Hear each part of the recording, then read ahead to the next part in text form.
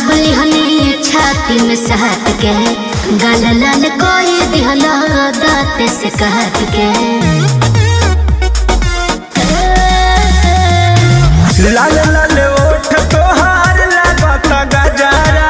अच्छा में लगा के रानी चलो तू गजरा। तो का दिक्कत बा रिक्स बढ़ल मार कट में जान लीजिए। अरे बांध लो हो नीचे वाला में काला धागा बांध लीजिए। हो नीचे वाला में काला धागा बांध लीजिए।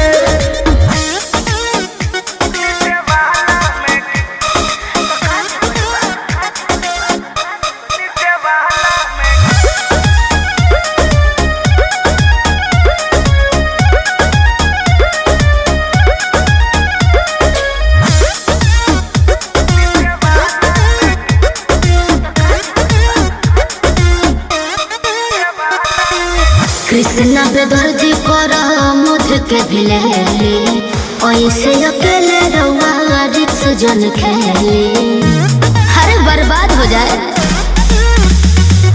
सोनू अशोक औरी सनी बाड़े फेर में तो पर दी तो करे जा तेरा वेलुआ नेर में। सही कहतन जाई तो आप मान लीजिए प्लीज। हो नीचे वाला में काला धागा बांध लीजिए। हो नीचे वाला में काला धागा बांध लीजिए। चलतनी पढ़े हम तोहरा जोरे केहू के सोचा नहीं जारी ले डोरे कुछ होई तो गाली दूंगी जान लीजिए। अच्छा ये बात है। हो नीचे वाला में काला धागा बांध लीजिए। हो नीचे वाला में काला धागा बांध लीजिए। बालो बालो